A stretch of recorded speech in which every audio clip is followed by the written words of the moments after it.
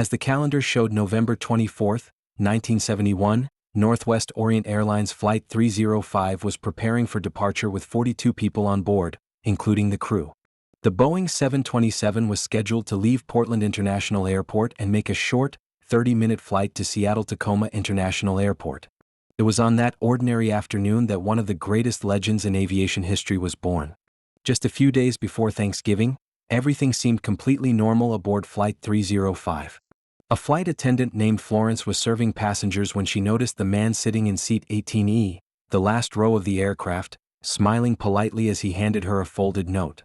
Because of her job, Florence was used to receiving notes from passengers, usually phone numbers or awkward attempts at flirting. Assuming this was no different, she smiled, accepted the note, and slipped it into her purse without reading it. She continued serving the cabin. A few minutes later, as she walked past the man again, he quietly stopped her. "Miss, you'd better read that note," he said calmly. "I have a bomb in my briefcase." Trying not to panic, Florence immediately retrieved the note from her purse. Written entirely in capital letters with a black felt-tip pen, it read, "Miss, I have a bomb in my briefcase. I want you to sit beside me." She was stunned. Instead of sitting down, she leaned closer and quietly told the man that she wanted to see the bomb. Without the slightest hesitation, he opened his briefcase just enough to reveal its contents. Inside were 8 cylindrical objects arranged in 2 rows, connected by wires to what appeared to be a battery. They looked exactly like sticks of dynamite. At that moment, Florence realized this was no joke. Yet she somehow managed to stay calm. The man seemed completely unfazed by her expression. Speaking in an unusually calm and measured voice, he carefully explained what he wanted.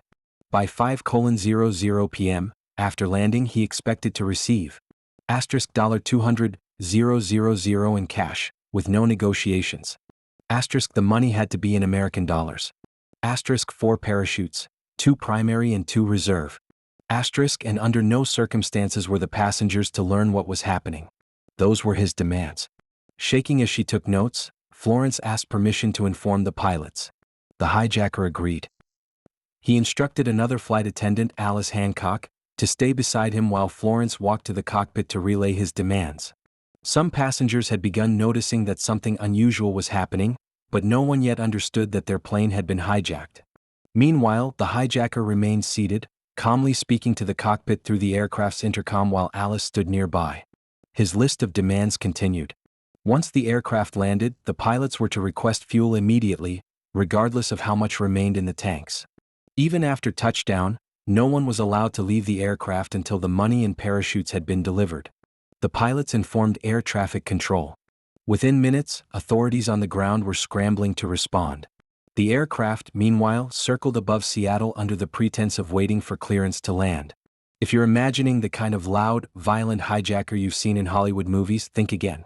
Aside from the crew, nobody on board even realized a crime was taking place. The man remained astonishingly polite throughout the entire ordeal. Earlier that day, the man had arrived at Portland International Airport carrying nothing more than a black briefcase. He appeared to be in his mid-40s, wearing a black business suit, a crisp white shirt, a narrow black tie, and dark sunglasses. He looked like an ordinary businessman. He purchased a one-way ticket to Seattle, paying in cash. On the ticket, he wrote the name dancooper in his own handwriting. After boarding, he took his seat in the last row of the aircraft, ordered a bourbon and soda, lit a cigarette, and quietly waited for the flight to begin. The scheduled 30-minute trip eventually stretched into nearly 3 hours as the aircraft circled above Seattle. Finally, at approximately 5:46 p.m., Flight 305 landed. Following Cooper's instructions, the passengers were told nothing about the situation. Meanwhile, authorities rushed to meet his demands. The Federal Reserve Bank in San Francisco prepared 10,000 $20 bills, totaling $200,000. Every single bill had its serial number carefully recorded by the FBI before being delivered. Officials also supplied the 4 parachutes Cooper had requested. Some investigators intentionally chose civilian parachutes, believing Cooper might take a hostage with him. They hoped he wouldn't risk using a sabotaged parachute if another person's life depended on it. When the money and parachutes were finally brought aboard, Florence confirmed that everything Cooper had requested was there. Only then did he allow the passengers to leave the aircraft. One by one, all of the passengers disembarked safely. Two additional flight attendants also asked if they could leave. According to later testimony, one of them simply asked, "May we get off as well?" Cooper politely replied, "Of course." His calm demeanor never changed. Soon, only 5 people remained on board: the hijacker, 2 pilots, the flight engineer, and a single flight attendant named Tina Mucklow. Ground crews continued refueling the aircraft. The fueling process was slower than expected, but Cooper showed no signs of impatience. Once he decided enough fuel had been loaded, witnesses recalled him saying something remarkably casual: "That's enough. Let's get the show on the road." It was another indication that he felt completely in control. But his instructions didn't stop there. Through Tina Mucklow, he informed the pilots exactly how he wanted the aircraft to fly. He ordered them to head toward Mexico City. The aircraft was to remain at an altitude of no more than 10,000 feet, about 3,000 meters. Its speed was to be kept at approximately 170 knots, one of the slowest safe cruising speeds for a Boeing 727. The landing gear was to remain extended. The wing flaps were to stay partially deployed at 15 degrees. And most importantly, he wanted the aircraft's rear staircase left open during flight. These were highly technical instructions. This wasn't knowledge an average passenger would possess. Whoever Dan Cooper really was, he clearly understood airplanes. The captain explained that one part of Cooper's plan wasn't possible. The Boeing 727 could not safely take off with the rear stairway open. There was another problem as well. Because of delays during refueling, the aircraft no longer had enough fuel to reach Mexico City. It would first have to stop in Reno, Nevada for another refueling. After discussing the situation, Cooper agreed. The rear stairs would remain closed during takeoff and be opened once the aircraft reached cruising altitude.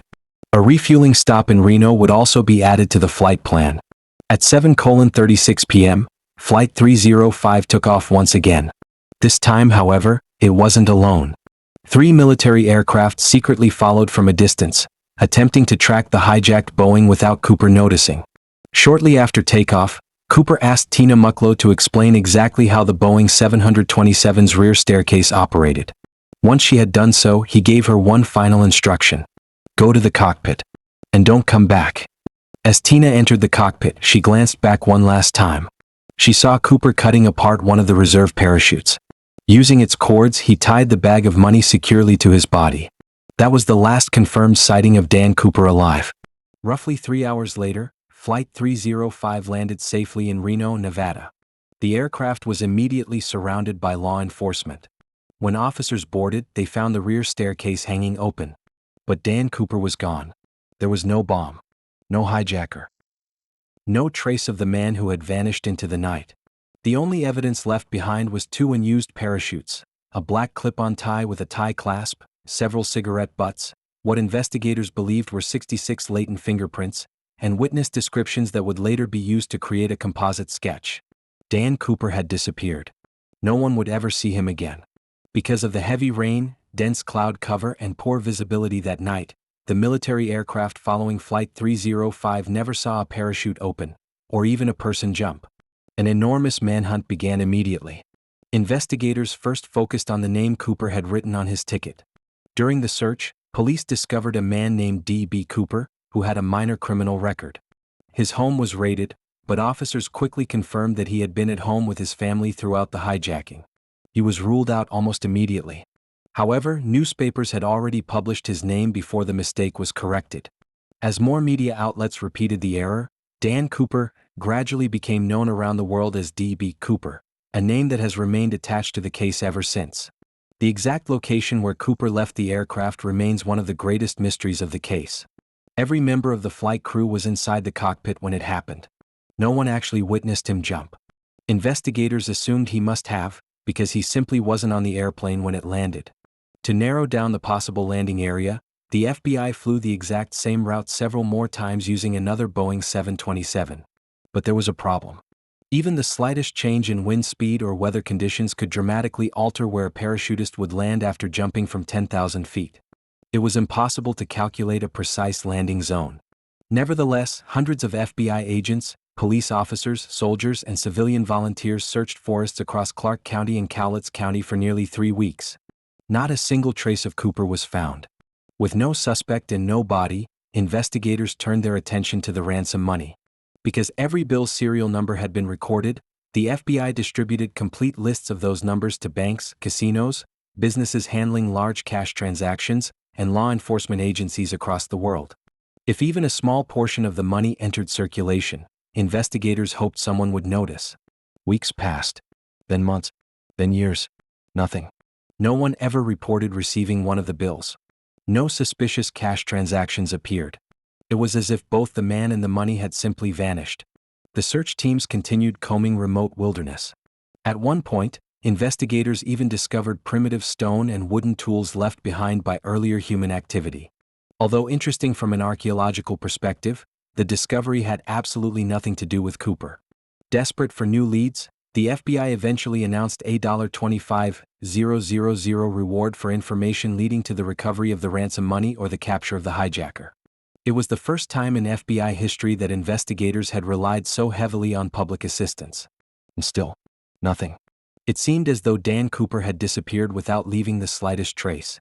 Then, nearly 10 years later, something extraordinary happened.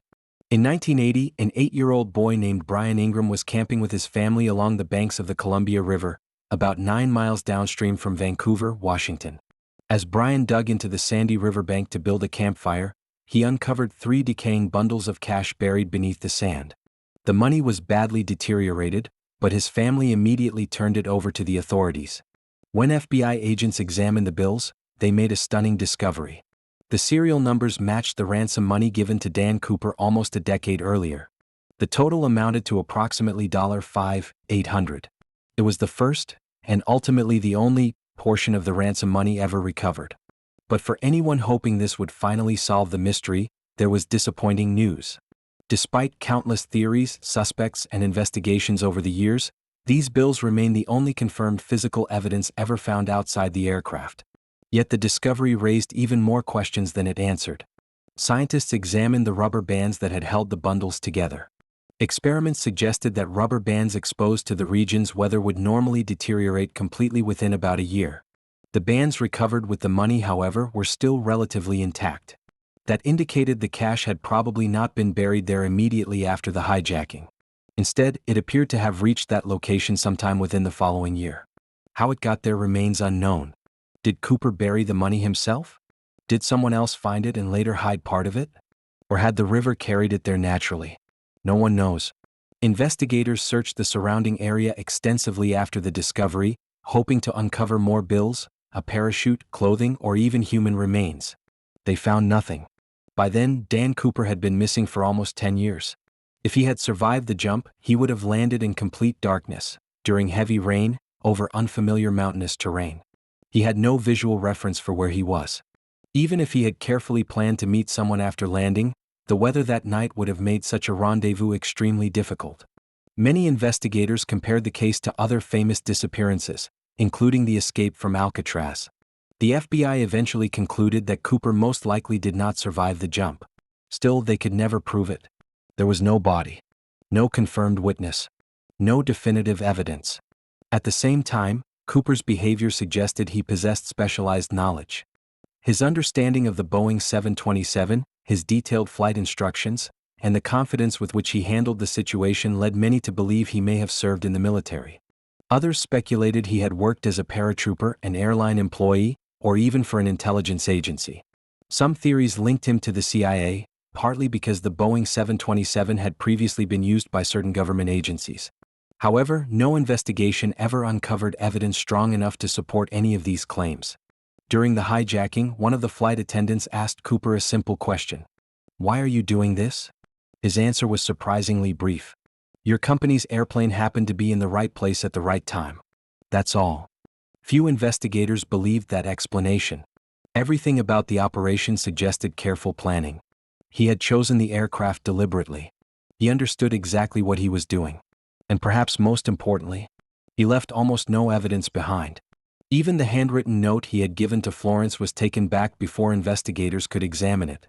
He apparently realized that his handwriting might reveal his identity. Every move suggested preparation, discipline, and caution. One of the greatest frustrations for investigators was that they were never able to obtain a complete DNA profile of dancooper. The cigarette butts he had left behind, which could have provided invaluable DNA evidence, were mysteriously lost after being collected by the local police department. To this day, no one knows exactly what happened to them. With those cigarette butts gone, one of the strongest pieces of evidence in the entire case disappeared forever. At the same time, it was becoming increasingly clear that several parts of Cooper's plan had not gone as intended. The weather was far worse than he could have anticipated. The parachute he was given was not a steerable military parachute, making it extremely difficult to control his landing. Instead of flying directly toward Mexico City as he had requested, the aircraft had been diverted toward Reno for a refueling stop. The terrain below was dark, mountainous, and heavily forested. And perhaps most importantly, the ransom money itself created another problem. The FBI had delivered the entire $200,000 and $10,000 $20 bills. Altogether, the cash weighed nearly 30 kilograms, about 66 pounds. Carrying that much weight while parachuting into a storm at night over rugged wilderness would have been extraordinarily difficult. Every one of these factors made Cooper's escape significantly more dangerous than he may have expected. More than 50 years later, the case remains the only unsolved commercial airline hijacking in American history. Over the decades, investigators examined dozens of suspects. Several appeared promising at first. Some matched the physical description. Others possessed military or aviation experience. A few even had suspicious backgrounds that seemed to fit the profile. Yet every lead eventually reached a dead end. Without conclusive evidence, no suspect could ever be identified as Dan Cooper. After spending decades investigating one of the most famous mysteries in FBI history, the Bureau officially closed the case in 2016, choosing to focus its resources on more active investigations. Many people assumed the story had finally come to an end. But it didn't. In 2024, new reports once again brought the case back into the spotlight.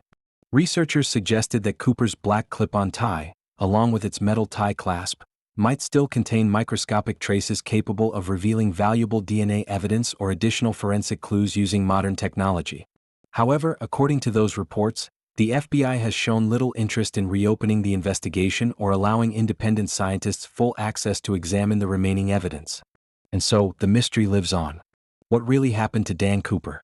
Did he survive one of the boldest escapes in criminal history and spend the rest of his life quietly watching documentaries about himself? Or did he die somewhere in the cold forests of the Pacific Northwest only moments after jumping from the aircraft? No one knows.